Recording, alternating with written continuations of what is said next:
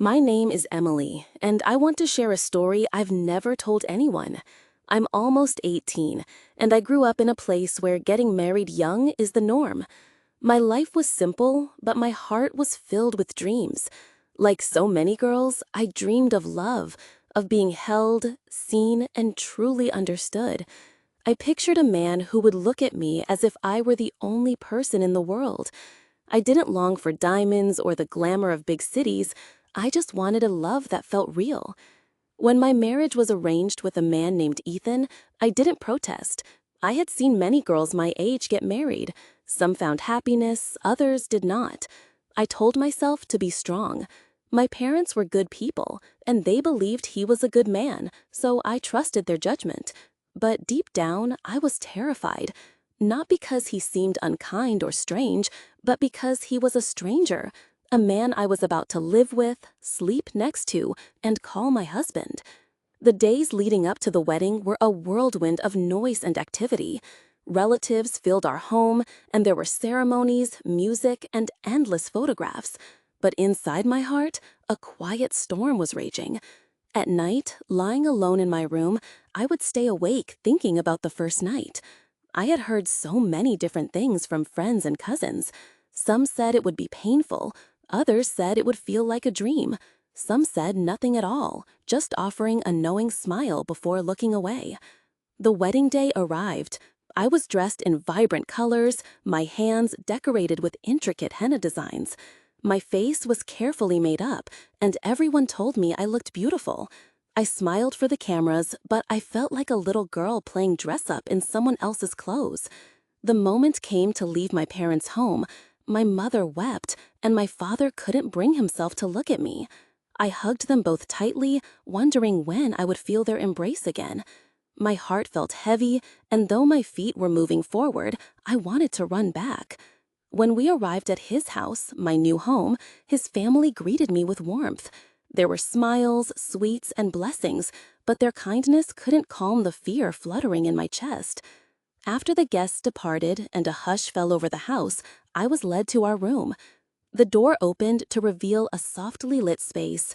The bed was adorned with rose petals, and the air was thick with the scent of perfume. I stepped inside and sat carefully on the edge of the bed, my hands folded in my lap. My heart was pounding so loudly, I was sure he could hear it from the next room. My hands trembled, and my lips were dry. I tried to smile, but my face felt frozen. I kept my gaze lowered, unsure of what to expect. I didn't really know him. We had only spoken a few times before the wedding. He had been polite, but tonight felt entirely different. The door opened again, and my stomach clenched. I didn't look up. I knew it was him, my husband. I could feel his presence as he entered and quietly closed the door. The mattress dipped as he sat beside me, leaving a respectful distance between us. The silence was profound, broken only by the sound of my own breathing. I was frozen, caught between fear and uncertainty. Then he spoke. "Emily," he said gently, "I know this isn't easy. I won't pressure you into anything. I just want to talk first."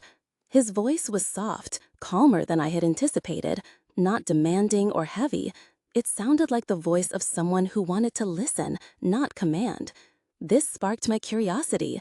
Slowly, I turned to look at him. He was smiling, but it wasn't a bold or confident smile. He looked nervous, just like me. In that moment, for the first time all day, a small wave of peace washed over me. He didn't rush. Instead, he reached for a glass of water on the side table and offered it to me. As I took it, our fingers brushed for a fleeting second, sending a tiny jolt through my skin. My cheeks grew warm, and I looked down again, flustered. He chuckled softly. "You don't have to be shy," he said. "I'm not going to bite." I couldn't help but let out a small smile. That little smile felt like a key, unlocking a quiet space between us. He started talking, not about anything serious, but about funny moments from his life and how nervous he was before coming into the room.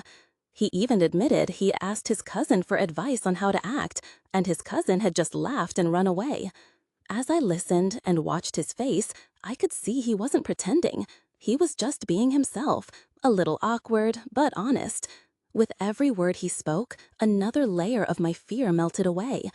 After a moment of silence, he looked at me with kind eyes and asked, "Can I hold your hand?"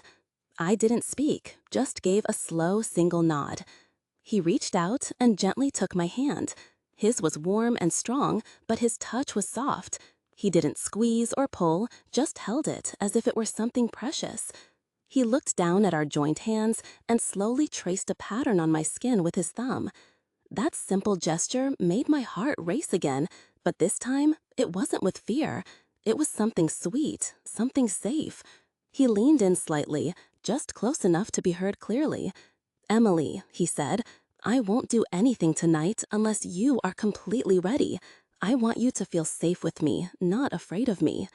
When he said those words, something inside me broke, a wall of fear I had been carrying for so long.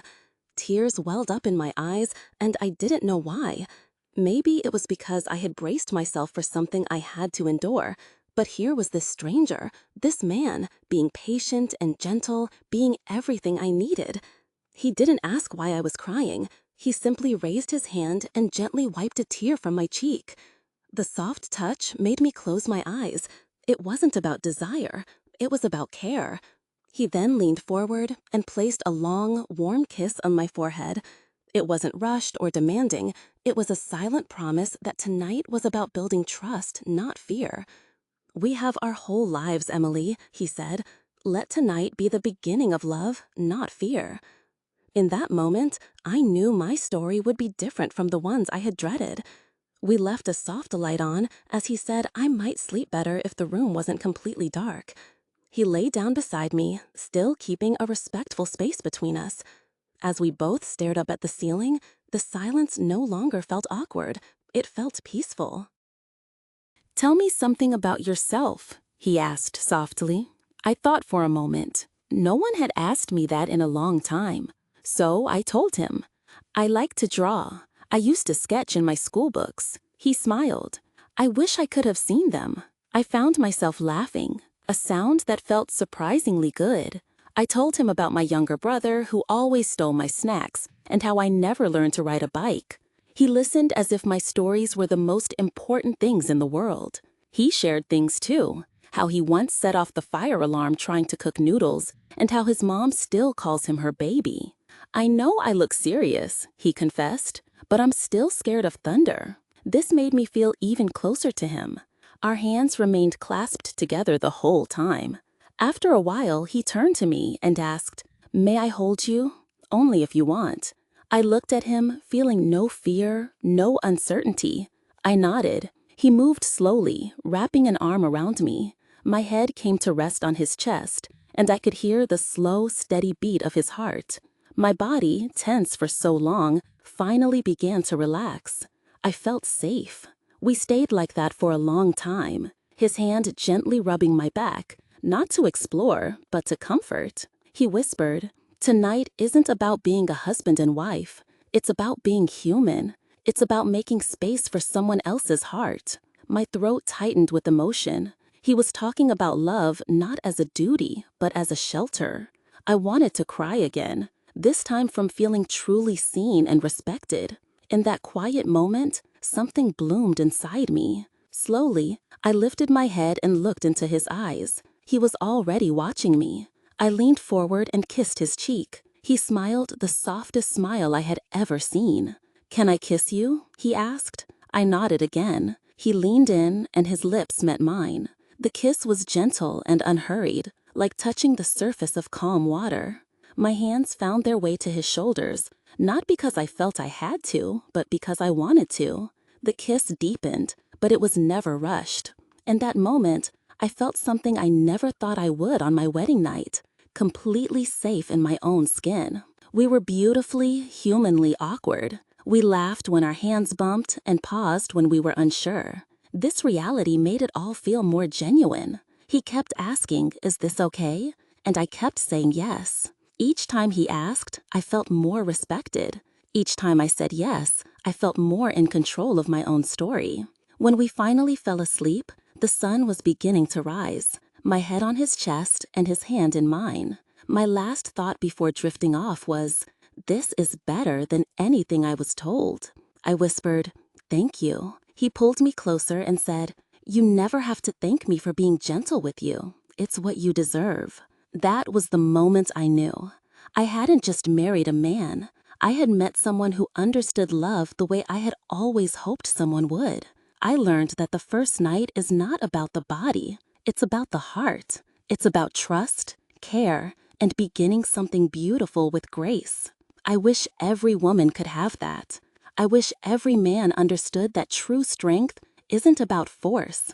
It's in how gently you can wait. To every person who is scared, know this: your heart matters. Your fear matters. And the right person will see that.